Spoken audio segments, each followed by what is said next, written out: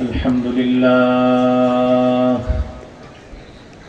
لله كفى وسلام على عباده الذين اصطفى أما بعد فأعوذ بالله من الشيطان الرجيم بسم الله الرحمن الرحيم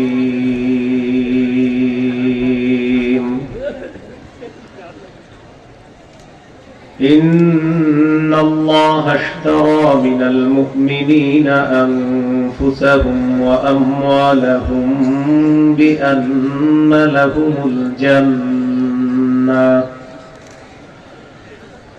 يقاتلون في سبيل الله فيقتلون ويقتلون وقال رسول الله صلى الله عليه وسلم لا تزال طائفة من أمتي يقاتلون على الحق ظاهرين على من ناوأهم حتى يقاتل آخرهم المسيح الدجال أو كما قال عليه الصلاة والسلام اللهم صل على محمد وعلى آل محمد كما صليت على إبراهيم وعلى آل إبراهيم إنك حميد مجيد اللهم بارك على محمد وعلى آل محمد كما باركت على إبراهيم وعلى آل إبراهيم إنك حميد مجيد اللهم إني أعوذ بك من شر لساني ومن شر سمعي ومن شر بصري ومن شر مني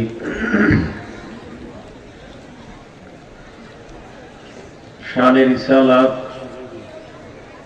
ইসলামী মহাসম্মেলন 2 দিন ব্যাপী আয়োজিত সম্মেলনের আজকে প্রথম দিন গুরুত্বপূর্ণ আলোচনা করেছেন কলরব শিল্পী গোষ্ঠীর অন্যতম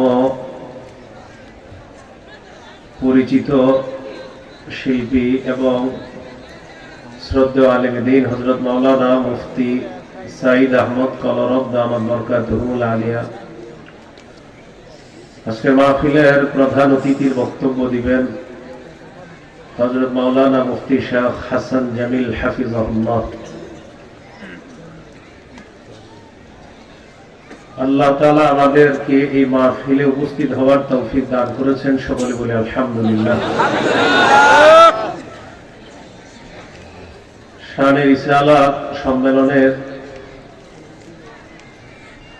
আজকে আমার আলোচ্য বিষয় নির্ধারণ করা হয়েছে জিহাদ। জিহাদ ইসলামের পবিত্র একটি বিধান। জিহাদের নামটা শুনলে আমাদের অনেকের, বিশেষ করে মুসলমানদের মাঝে অনেকে অন্য ধরনের মনোভাব পোষণ করে থাকে জিহাদ শব্দটা শুনলে। জিহাদ এটা একটা পবিত্র শব্দ। জিহাদ কি? এটা একটা পবিত্র শব্দ।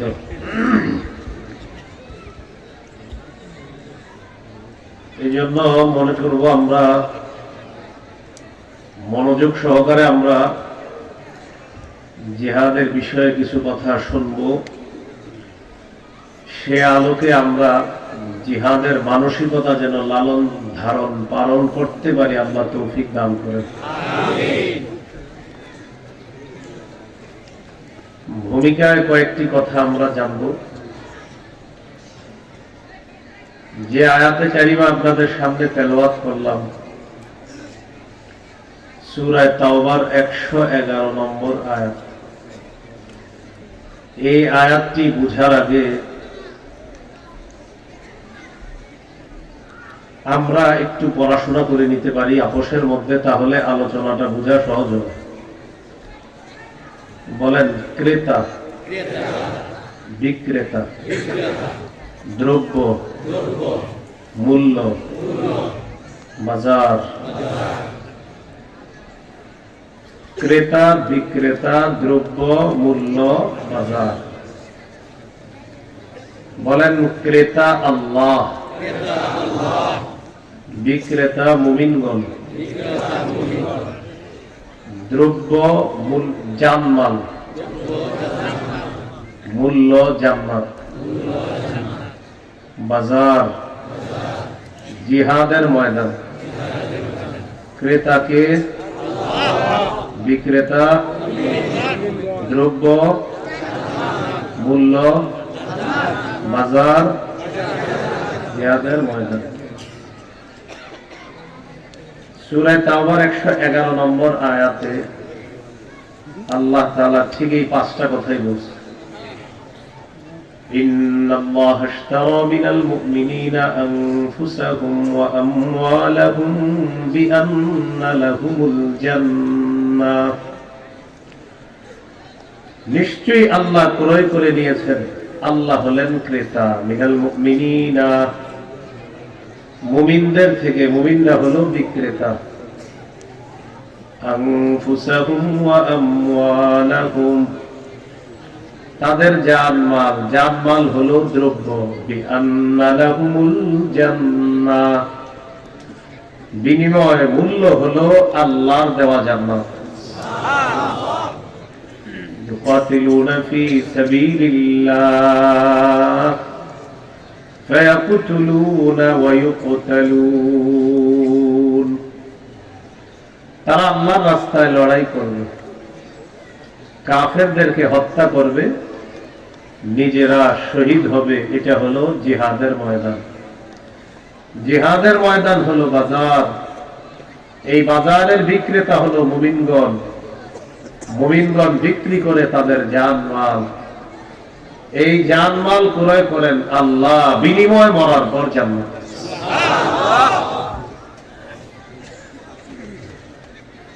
সূরা তাওবার 24 নম্বর আয়াত।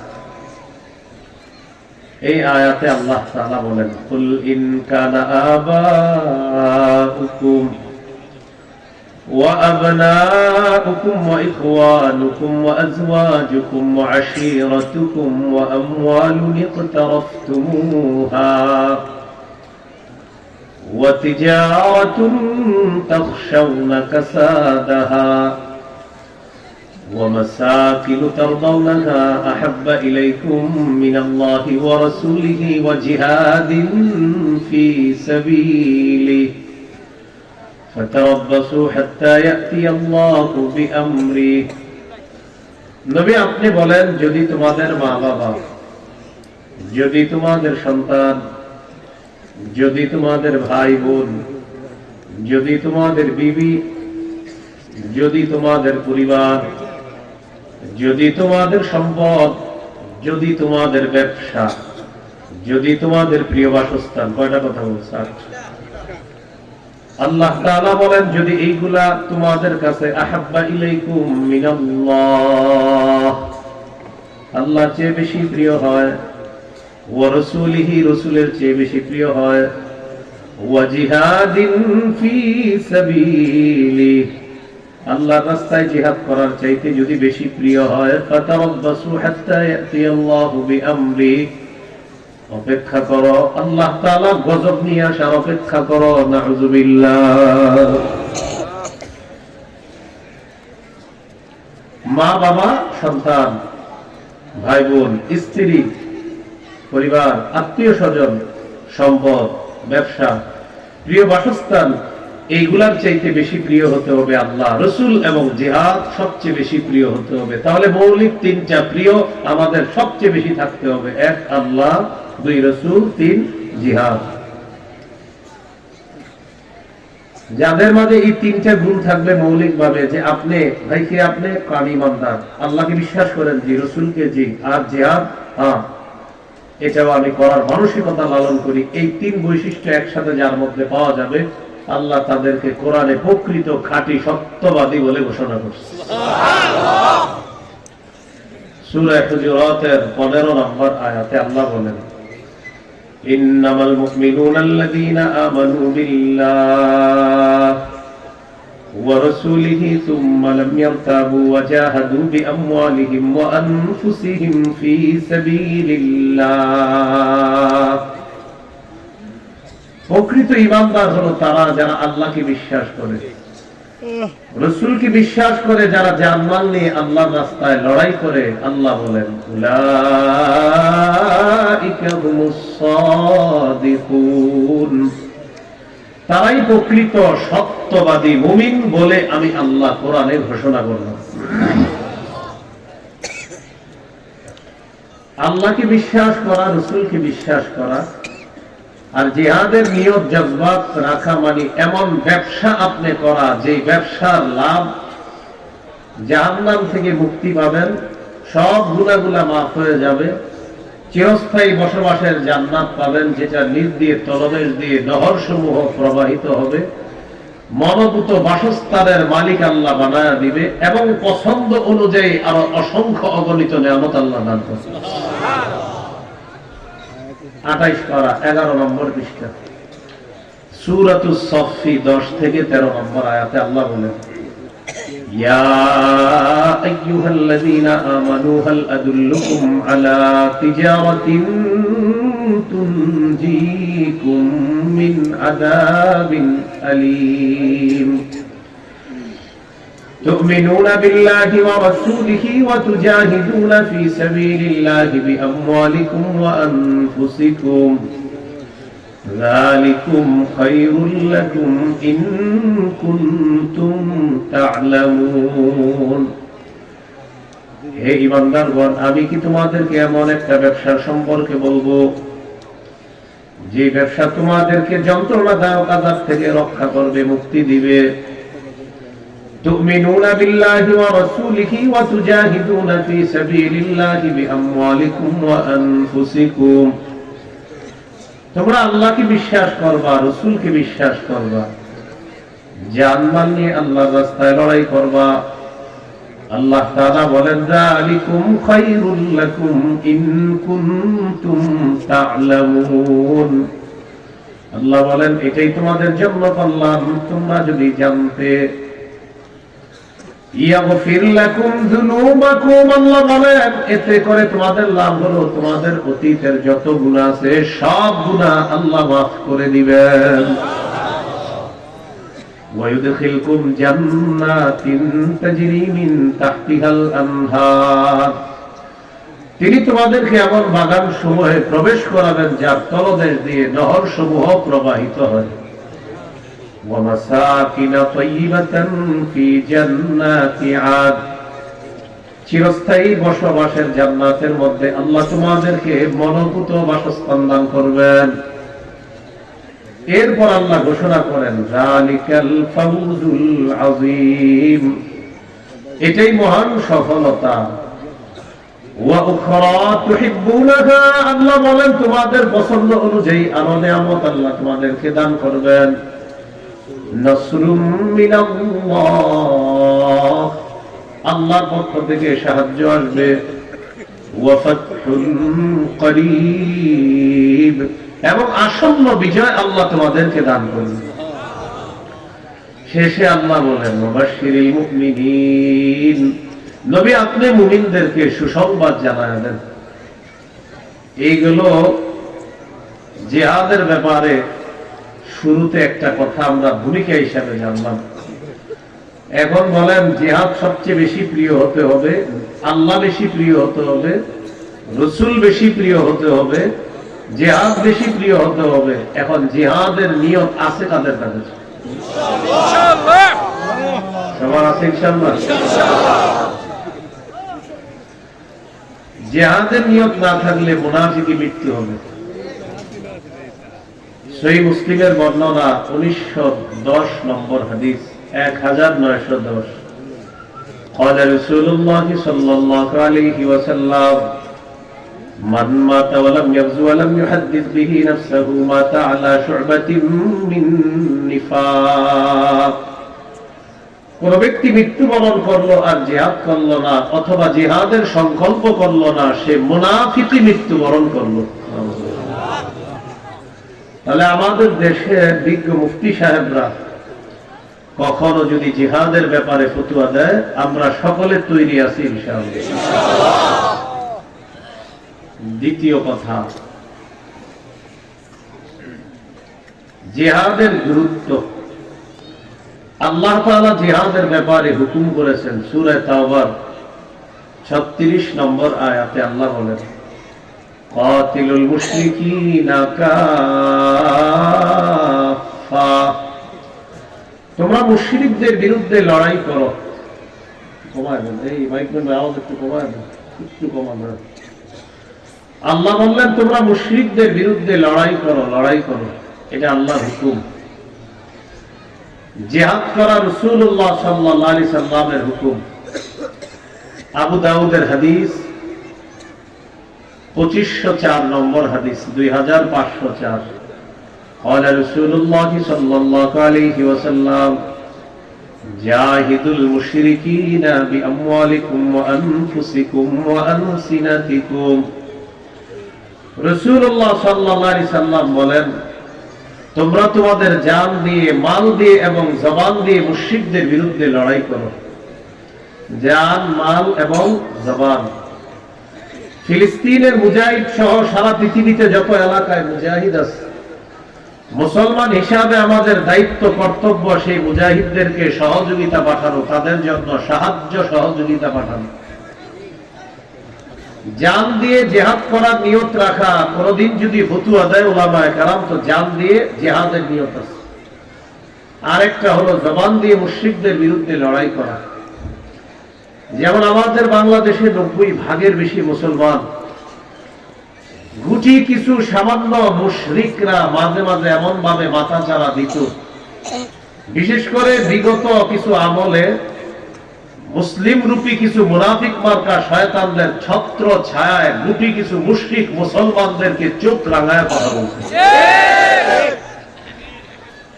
তাদের বিরোধিতা করা মৌখিকভাবে মুসলিম হিসাবে এটা আমাদের দায়িত্ব কর্তব্য। এইগুলো জিহাদের গুরুত্ব। 3 নম্বর, আমার সাথে একটু বলেন, বলেন কিয়ামত পর্যন্ত জিহাদের বিধান চালু থাকবে। আবু দাউদের হাদিস 2484 নম্বর হাদিস 2484 قال رسول الله صلى الله عليه وسلم لا تزال طائفة من أمتي يقاتلون على الحق ظاهرين على من ناوأهم حتى يقاتل آخرهم المسيح الدجال। নবীজি বলেন, আমার উম্মতের একটা দল সদা সর্বদা হকের পক্ষে লড়াই করবে, বাতিলের বিরুদ্ধে লড়াই করবে। বেঈমানদের সাথে তারা বিজয় লাভ করবে। শুধু তাই নয়, লড়াই করতে করতে আমার উম্মতের শেষ দলটা দাজ্জালের বিরুদ্ধে লড়াই করবে, আর আল্লাহ তাআলা তাদেরকে বিজয় দান করবেন। এগুলো 3 নম্বর কথা। 4, বলেন জিহাদের বিধান।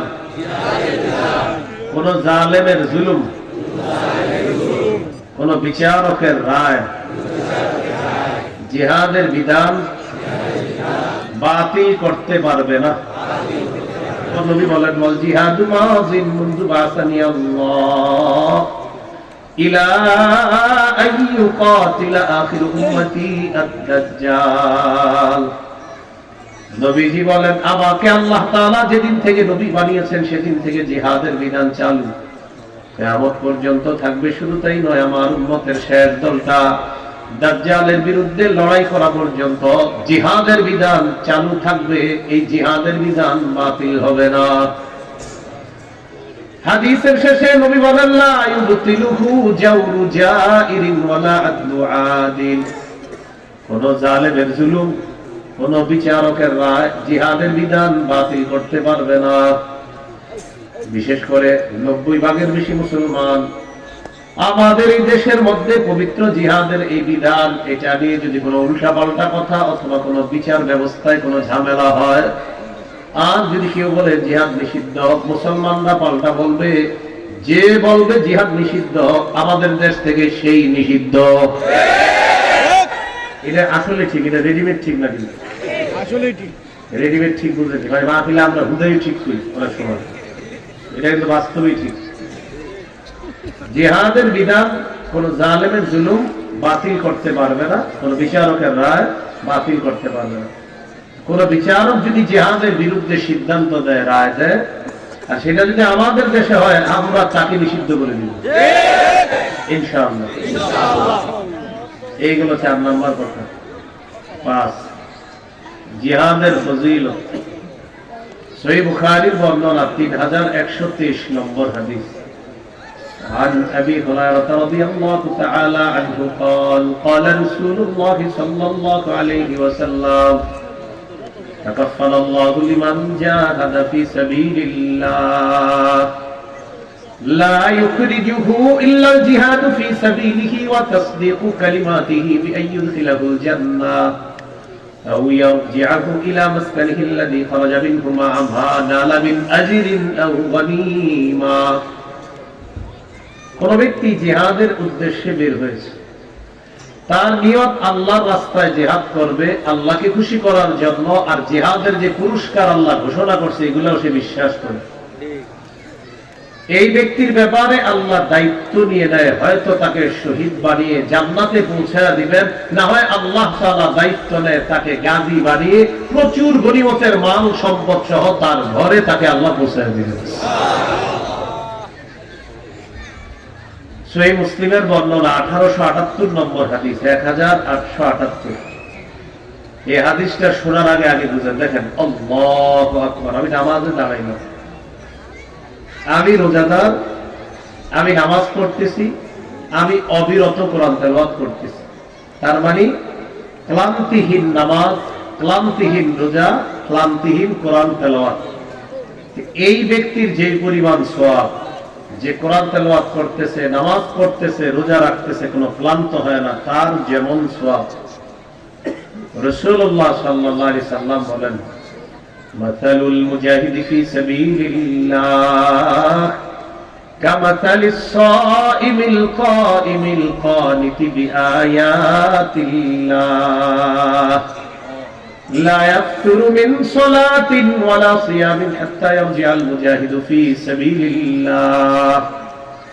নবীজি বলেন, কোন ব্যক্তি রোজা রাখে, নফল নামাজ পড়ে, আর অবিরত কোরআন তেলাওয়াত করতেছে, ক্লান্তিহীন রোজাদার, ক্লান্তিহীন নামাজরত ব্যক্তি আর ক্লান্তিহীন তেলাওয়াতরত ব্যক্তির যে সওয়াব, মুজাহিদ আল্লাহর রাস্তায় পাড়া দেওয়ার সাথে সাথে জিহাদ থেকে ফিরে আসা পর্যন্ত ক্ষণে ক্ষণে তার আমলনামায় এই সওয়াব আল্লাহ দিয়ে দেন।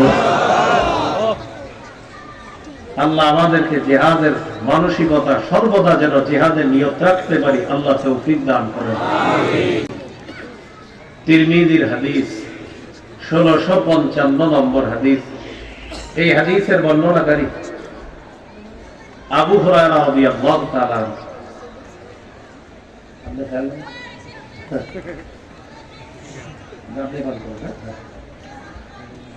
عن أبي هريرة رضي الله تعالى عنه قال قال رسول الله صلى الله عليه وسلم ثلاثة حق على الله عونهم। নবীজি বলেন, 3 ব্যক্তিকে সাহায্য করা আল্লাহ নিজের উপর অবধারিত করে দেয়। কয় ব্যক্তি? 1 নাম্বার আল মুজাহিদু ফি সাবিলিল্লাহ, যে ব্যক্তি আল্লাহর রাস্তায় জিহাদ করে তাকে সাহায্য করা আল্লাহ নিজের উপর অবধারিত করে দেয়। 2 নাম্বার আল মুকাতাবুল্লাযী ইউরিদুল আদা, চুক্তিকৃত গোলাম তার মনিবের সাথে চুক্তিবদ্ধ হয়েছে, এই পরিমাণ টাকা দিলে ওই মনিব তার গোলামকে আজাদ করে দিবে। এই ব্যক্তিকে সাহায্য করা আল্লাহ নিজের উপর অবধারিত করে দেন। 3 নম্বর, নাকিহুল্লাযী ইউরিদুল আফাফ, যে ব্যক্তি বিয়ের মাধ্যমে পুত পবিত্র হতে চায়, এই ব্যক্তিকে সাহায্য করা আল্লাহ তাআলা নিজের উপর অবধারিত করে দেন। বিয়ের মাধ্যমে নিজেকে পুত পবিত্র করতে চায় যে, তাকেও আল্লাহ সাহায্য করা অবধারিত করে দেন। এই 3 জনের একজন হলো আল্লাহ রাস্তার মুজাহিদ। এগুলো 5 নম্বর আলোচনা। 6 নম্বর আলোচনা, শ্রেষ্ঠ জিহাদ কাকে বলে। আবু দাউদের হাদিস 1449 নম্বর হাদিস।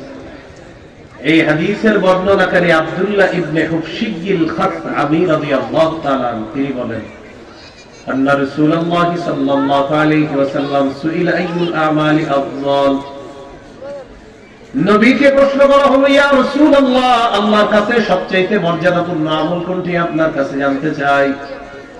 নবীজি বললেন, তুলুল কিয়াম, লম্বা সময় নামাজে দাঁড়িয়ে থাকা আল্লাহর কাছে সবচেয়ে মর্যাদাপূর্ণ আমল।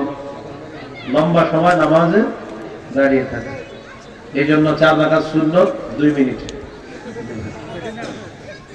জোহরের আগে মসজিদে 2টা থেকে 1:13 বাজে, জামাতের আছে 2 মিনিট, অথবা 1:28 বাজে, জামাতের আছে 2 মিনিট। ফোনই মাশাআল্লাহ 4 রাকাতের নিয়ত, আল্লাহু আকবার। এখন 2 মিনিটে প্যাকেজ কমপ্লিট আপনারে দেখায় দিবে। শুধু দেখায় দিবে না, সালাম ফিরানোর পর বসে বসে আস্তাগফিরুল্লাহ বলেন, আস্তাগফিরুল্লাহ আস্তাগফিরুল্লাহ আস্তাগফিরুল্লাহ। কয় মিনিটে 4 রাকাত? যখন দেখবেন 2-3 মিনিট আছে, তখন দুখুলুল মসজিদ পড়ে ফেলবেন। 2 রাকাত দুখুলুল মসজিদে নিয়ত করেন।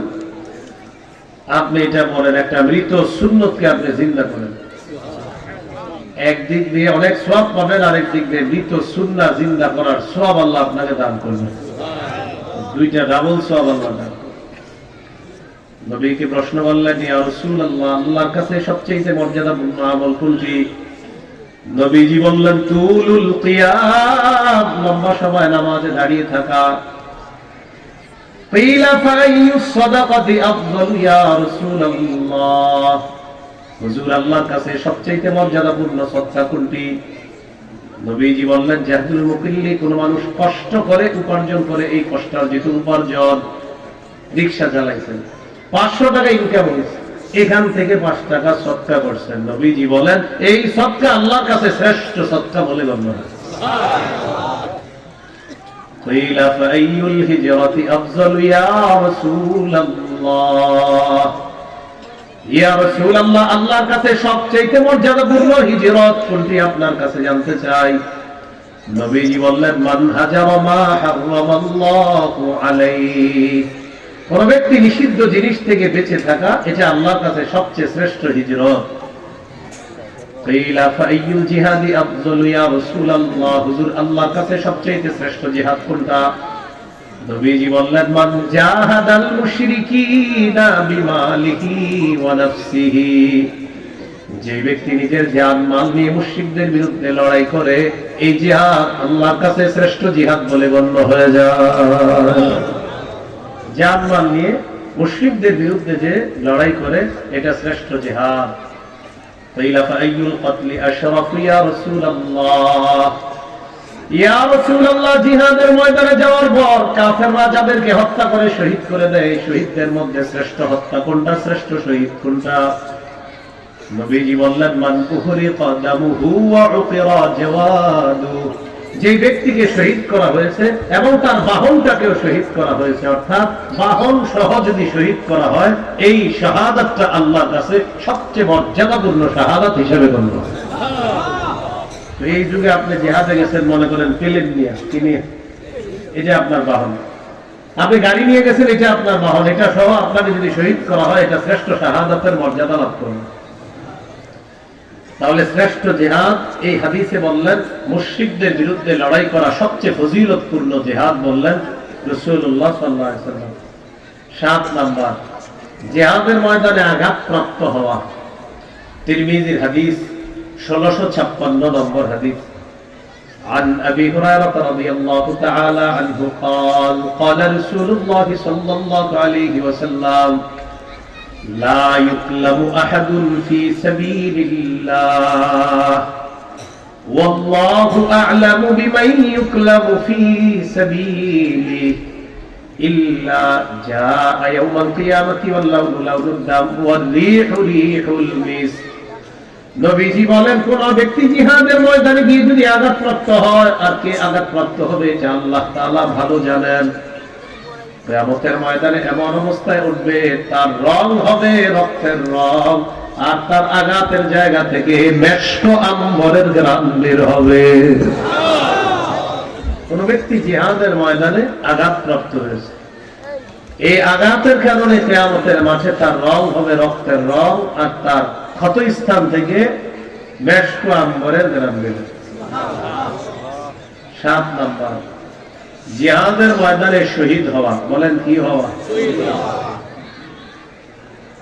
তিরমিজির হাদিস 1661 নম্বর হাদিসের বর্ণনা। এই হাদিসের মধ্যে আছে মা মিন আহাদিন মিন আহলিল জান্নাতি ইয়াসুরুহু আইয়ারজিআ ইলা দুনিয়া গায়রুশ শাহীদ فإنه يحب أن يرجع إلى الدنيا يقول حتى أقتل 10 مرات مما يرى مما أعطاه الله من الكرامة। নবীজি বলেন জান্নাতের মধ্যে যারা থাকবে তাদের কেউ দুনিয়াতে আসতে চাইবে না, শুধু শহীদ ছাড়া। শহীদ দুনিয়াতে আবার আসতে চাইবে। দুনিয়াতে আসার পর শহীদ বলবে আমাকে শহীদ করা হোক, আবার আমাকে জিন্দা করা হোক, আবার আমাকে শহীদ করা হোক, আবার আমাকে জিন্দা করা হোক। এইভাবে আমাকে যদি 10-12 শহীদ করতে হয়, আমি 10 বার শহীদ হওয়ার জন্য প্রস্তুত আছি। কেন? নবীজি বলেন সে আল্লাহর কাছে যে পুরস্কার পেয়েছে শহীদ, শহীদ চাইবে আমি বারবার দুনিয়াতে যাব, আবার আমাকে শহীদ করা হবে, আমি বারবার আল্লাহর কাছে শাহাদাতের পুরস্কার নিতে চাই। এই গেল 7 নাম্বার। 8 নাম্বার শহীদের স্পেশাল 6টা মর্যাদা। বলেন কয়টা? তিরমিজির হাদিস 1663 নম্বর হাদিস। قال رسول الله صلى الله عليه وسلم للشهيد عند الله 6 خصال। নবীজি বলেন শহীদের আল্লাহর কাছে 6টা মর্যাদা। কয়টা? 1 নাম্বার রক্তের প্রথম ফোঁটা পড়ার সাথে সাথে গুনাহমাফ, জান্নাতের আসন দেখানো হয়। 2 নাম্বার কবরের আযাব থেকে নিরাপত্তা। 3 নাম্বার কিয়ামতের ময়দানের ভয়াবহতা, জাহান্নামের আযাব থেকে নিরাপত্তা লাভ করবে। 4 নাম্বার বর্বর পাথর খচিত মুকুট তার মাথায় পরিয়ে দেওয়া হবে। 5 নাম্বার 72 জন হুরকে তার সাথে বিয়ে দেওয়া হবে। 6 নাম্বার শহীদের পরিবারের কমপক্ষে 70 জনের ব্যাপারে তার সুপারিশ মঞ্জুর করা হবে। তাহলে শহীদ হওয়ার নিয়ত আছে তো ইনশাআল্লাহ। এইগুলো 8 নাম্বার কথা। 9 নম্বর শহীদদের একটা গল্প শোনাবো আপনাদেরকে, শুনবেন? এটা আমার গল্প না, হাদিসের গল্প। আবু দাউদের হাদিস 2520 নম্বর হাদিস, 2520। এই হাদিসটিকে সূরা আলী ইমরানের 169 নম্বর আয়াতের শানে নুজুলও বলা হয়, প্রেক্ষাপটও বলা যেতে পারে।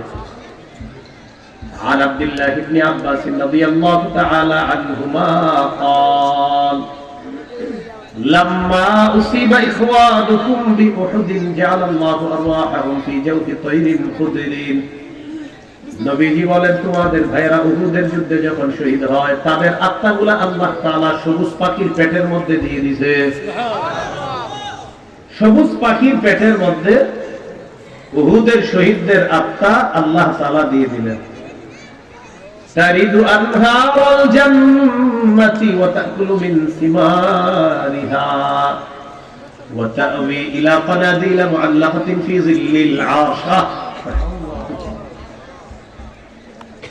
উহুদের যুদ্ধে শহীদদের আত্মাগুলা জান্নাতের সবুজ পাখির মধ্যে দিয়ে দেওয়ার পর পাখিগুলা জান্নাতের মধ্যে উড়ে বেড়ায় আর জান্নাতের ফলমূল খেয়ে বেড়ায়। তো খাইতে খাইতে উঠতে উঠতে জান্নাতের নিচে আরশের নিচে স্বর্ণের তৈরি করা ফানুস আছে, ওই ফানুসের মধ্যে গিয়ে শহীদের আত্মা বহনকারী সবুজ পাখিগুলা বসবে আপসে গল্প করার জন্য। তো বসছে কোথায়? স্বর্ণের ফানুসের মধ্যে গিয়ে বসছে। বসার পর শহীদরা গল্প করতেছে। লাম্মা ওয়াজাদু তিবা মাকালিহিম ওয়া মাশরাবিহিম ওয়া মাকিলিহিম। শহীদরা দেখলো তারা মনোভূত বাসস্থান পেয়ে গেল, তারা মনের মতো খাবার পানি সব পেয়ে যায়। শহীদরা বলা বলি করবে মাইয়ুবাল্লিগু আন্না ইখওয়ানানা আন্না আহইয়াকুন নুরযাকু। শহীদরা বলা বলি করবে, আচ্ছা আমরা যে এত আরামের মধ্যে আছি, আমাদের এই সংবাদগুলা দুনিয়াতে কে দিবে? সুবহানাল্লাহ। আমরা যে এত আরামে আছি, আমাদের সংবাদগুলা দুনিয়াতে কে পৌঁছাবে? কি আরামের মধ্যে আছি?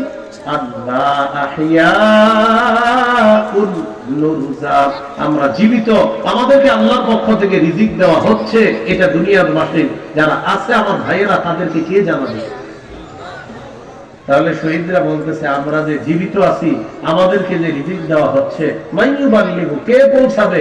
আন্না ইখওয়ানানা, আমাদের পক্ষ থেকে এই খবরগুলা আমাদের দুনিয়ার ভাইদের কাছে কারা পৌঁছাবে? কেন? আমাদের ভাইরা এই সংবাদগুলা পাইলে লিআল্লা ইয়াযহাদু ফিল জিহাদ ওয়া লা ইয়ানকুলু ইনদাল হারব, যাতে আমাদের দুনিয়ার ভাইরা জিহাদের প্রতি অনাগ্রহ না দেখায় এবং জিহাদের ব্যাপারে তারা অলসতা না করে। আমাদের দুনিয়ার মানুষের যারা আছে, দুনিয়ার ভাই যারা আছে, তারা যখন জানতে পারবে আমরা আল্লাহর কাছে জিন্দা আছি, আমাদেরকে রিজিক দেওয়া হয়, তাহলে দুনিয়ায় আমাদের যে ভাইরা আছে তারা জিহাদের ব্যাপারে অনাগ্রহ দেখাবে না, বরং জিহাদের ব্যাপারে তারাও আগ্রহী হবে। জিহাদের সময় তারা কোনো অলসতা করবে না। শহীদরা বলতেছে আমাদের এই খবরগুলা কারা জানাবে? আল্লাহ তাআলা জবাব দিয়ে দিলেন, উবাল্লিগুহুম আনকুম, আমি আল্লাহ তোমাদের ব্যাপারটা দুনিয়ার কাছে জানায়া দিব। আমি পৌঁছে দিব, আমি আল্লাহ পৌঁছে দিব। আল্লাহ বললেন, আল্লাহ পৌঁছায়া দিলেন সংবাদটা কোন আয়াতের মাধ্যমে? সূরা আলে ইমরান 169 নম্বর আয়াতের মাধ্যমে আল্লাহ জানায়া দিলেন, ওয়ালা তাহসাবান্নাল্লাযীনা কুতিলু ফী সাবিলিল্লাহি আমওয়াতা, যারা আল্লাহর রাস্তায় শহীদ হয় তাদেরকে মৃত মনে করো না, বাল আহইয়াউন ইনদা রাব্বিহিম ইউরযাকুন, বরং তারা জীবিত, তাদেরকে রিজিক দেওয়া হয়, বরং তারা জীবিত, তাদেরকে রিজিক দেওয়া হয়। আর সূরা বাকারাতে আছে, ওয়ালা তাকুলু লিমান ইউকতালু ফী সাবিলিল্লাহি আমওয়াত, যারা আল্লাহর রাস্তায় শহীদ হয় তাদেরকে তোমরা মৃত বলো না, তারা জীবিত। ওয়ালাকিল্লা তাশউরুন, তোমরা বুঝো না তারা জীবিত। শহীদরা কি বলেন তো? জীবিত, তাদেরকে আল্লাহর পক্ষ থেকে রিজিক দেওয়া হয়। এই হলো 9 নম্বর কথা। 10 নম্বর কথা, শহীদ হওয়ার তামান্না, নিয়ত, আগ্রহ সবার আছে তো ইনশাআল্লাহ? সহিহ মুসলিমের বর্ণনা 1909 নম্বর হাদিস। আপনারা এই এলাকা থেকে কেউ নিয়ত করছেন আল্লাহ আমি শহীদ হব, পাক্কা নিয়ত, এরকম নিয়ত করছেন। قال رسول الله صلى الله عليه وسلم من سأل الله الشهادة بصدق بلغه الله منازل الشهداء وإن مات على فراشه।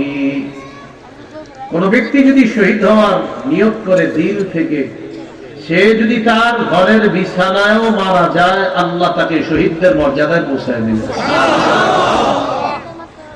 সে যদি তার ঘরের বিছানায় মারা যায়, আল্লাহ তাকে শহীদদের মর্যাদায় পৌঁছায় দিল। এই জন্য বুখারীর 2797 নম্বর হাদিসের বর্ণনা, 2797।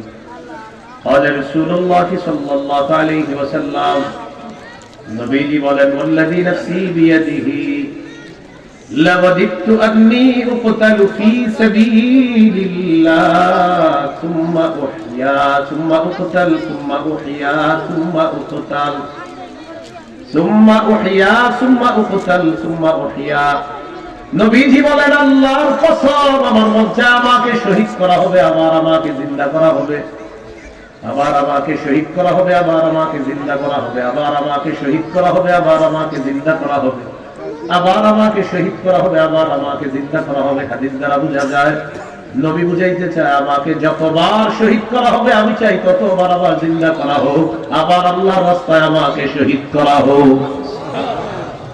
রাসূল সাল্লাল্লাহু আলাইহি সাল্লামের আগ্রহ শহীদ হওয়া, তাহলে শাহাদাতের আগ্রহ তামান্না সবার আছে তো ইনশাআল্লাহ? আল্লাহ তৌফিক দান করেন, আমিন। এই গেল 10 নম্বর কথা। 11 নম্বর, জিহাদের ময়দানে নেতৃত্ব দেওয়ার জন্য একজন আমির লাগে। কি লাগে বলেন সবাই? বলেন আল্লাহ।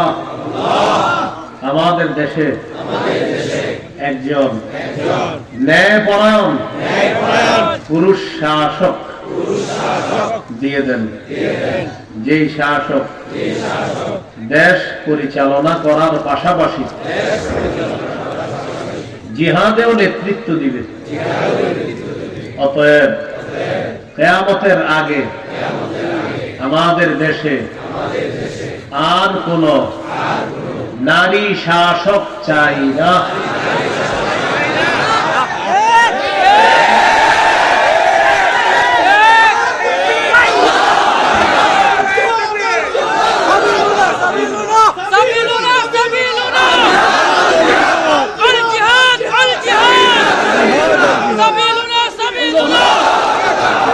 কি প্রধান চাই না? সবাই বলেন কেন? বলেন এলাকার যারা বিভিন্ন দায়িত্বশীল আছে এদেরকে শোনায় বলেন জোরে। قال رسول الله صلى الله عليه وسلم لا يفلح قوم ولو امرهم امرأة। নবীজি বলেন ওই জাতি কিছুতেই সফল হবে না যে জাতি তাদের নেতৃত্বে কোন নারীকে বসায় দেয়। এই জন্য কোন নারী নেতৃত্বের যদি কেউ নিয়ত করে থাকেন, আমি বলি না যে আপনি নিয়ত কইরেন না, কিন্তু যদি কইরা থাকেন একটু করবেন না। আমাদের প্রথম আবদার, কেউ যদি বলেন না হুজুর আপনি কইলেও আবার নারী চাই, তো সমস্যা নেই, আপনি যে পোস্টারটা করবেন এটা লিখবেন আমরা আবার নারী প্রধান চাই, আর আমাদের ভাগ্যের পরিবর্তন কোনোদিনও চাই না। লিখবেন উপরে নারী প্রধান চাই, আর আমি সারা জীবন হতবাগা থাকতে চাই। এটা সমস্যা নেই, আপনি লিখেন দুটোটা, সমস্যা নেই, আমরা বলবো ভাইয়া ঠিক আছে। এইভাবে লিখবেন নারী প্রধান চাই, কেননা আমরা চাই আমরা সারা জীবন হতবাগা হয়ে থাকতে চাই। এইভাবে লিখবেন আমরা নারী প্রধান চাই, কেননা আমরা সারা জীবন হতবাগা হয়ে থাকতে চাই। আমার আপনার বুঝে আসুক না আসুক, নবীর কথা চূড়ান্ত সত্য কথা। এই জন্য ভবিষ্যতে আর এই জাতীয় নিয়ত করেন না। এই জন্য প্রথমে মানসিক ভাবে নিয়ত করে ফেলেন যে এই দেশে আর নারী শাসক বসানো যাবে না, বসতে দেওয়া যাবে না। যদি ভাগ্যের পরিবর্তন করতে চাই, স্বপ্নেও নারী শাসকের কল্পনা করা যাবে না। এটাও আসলে ঠিক, রেডিমেড না।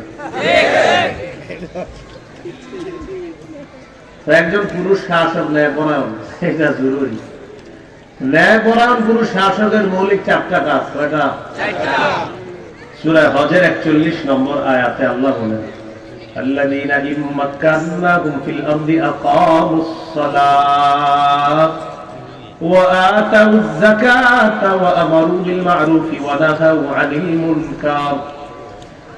আমি যাদেরকে দুনিয়ার শাসন ক্ষমতায় বসাই, আমি যাদেরকে দুনিয়ার দায়িত্বে বসাই, যাদেরকে দায়িত্ব দিই, তাদের 4টি কাজ হবে। আল্লাহ আকামুস সালাত, সালাত নামাজ কায়েম করবে, ওয়া আতাউয যাকাত, যাকাতের বিধান চালু করবে, ওয়া আমারু বিল মা'রুফ, সৎ কাজের আদেশ করবে, ওয়া নাহাউ আনিল মুনকার, অসৎ কাজ থেকে নিষেধ করবে।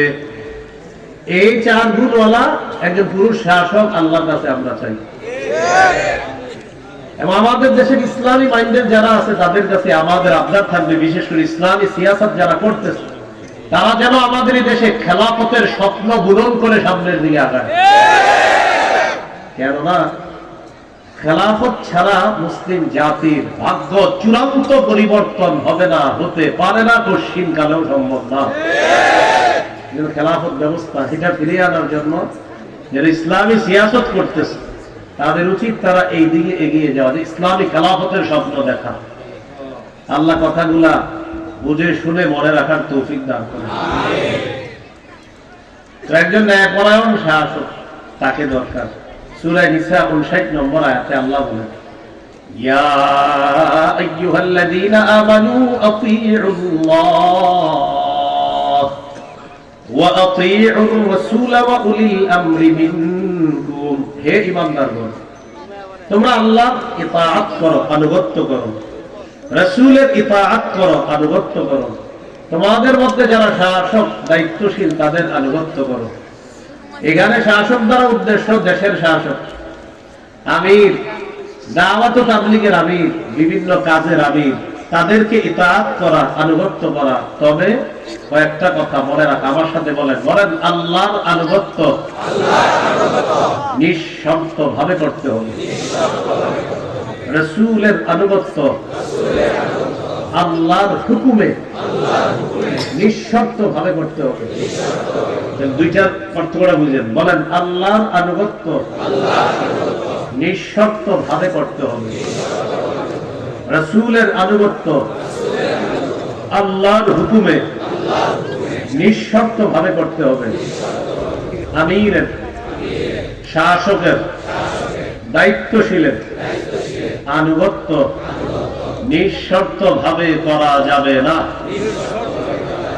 আমির, শাসক যদি কোরআনের বিরুদ্ধে কথা বলে, নবীদের বিরুদ্ধে কথা বলে, মন গড়া আদাইরা ব্যাখ্যা করে, সেই আমিরের কথা শোনা যাবে না, সেই আমিরের আনুগত্য করা যাবে না। বুঝে আসছে? সহিহ বুখারীর বর্ণনা 4340 নম্বর হাদিস। এই হাদিসের বর্ণনাকারী আলী রাদিয়াল্লাহু তাআলা তিনি বলেন, বাআসান নবী সাল্লাল্লাহু আলাইহি ওয়াসাল্লাম সারিয়াতান মুস্তামালা আলাইহিম রাজুলাম মিনাল আনসার। রাসূলুল্লাহ সাল্লাল্লাহু আলাইহি ওয়াসাল্লাম একটা ছোট দলকে জিহাদে পাঠাইলেন। ওয়াস্তামালা আলাইহিম রাজুলাম মিনাল আনসার, একজন আনসারী সাহাবীকে নেতা বানায়া দিলেন, আমির বানায়া দিলেন। ওয়া আমারুহুম আন ইউতিউহু, আর আদেশ করলেন সবাই যেন আমিরের আনুগত্য করে। ভালোভাবে বলুন, দল পাঠাইলেন, আমির বানাইলেন, বলে দিলেন সবাই আমিরের কথা মানবা। আমির সাহেব দল বল নিয়ে রওনা করছে। হঠাৎ আমির সাহেবের রাগ উঠছে। আমির সাহেব তার সাথীদেরকে বললেন, আলাইসা কদ আমারাকুম রাসূলুল্লাহ সাল্লাল্লাহু আলাইহি ওয়াসাল্লাম আন তুতিউনি, নবী কি তোমাদেরকে বলে নাই আমার আনুগত্য করার জন্য? সবাই বললেন, হ্যাঁ, নবী বলছে আপনার আনুগত্য করার জন্য। আমির সাহেব বললেন, অতএব আমি যা বলবো এখন তোমরা তা করবা। জি, আপনি যা বলবেন তা করব।